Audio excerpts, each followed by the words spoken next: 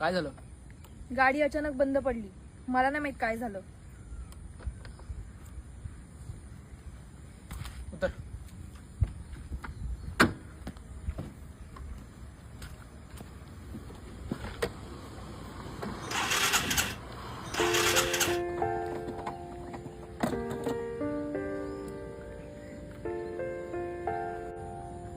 काय झालं?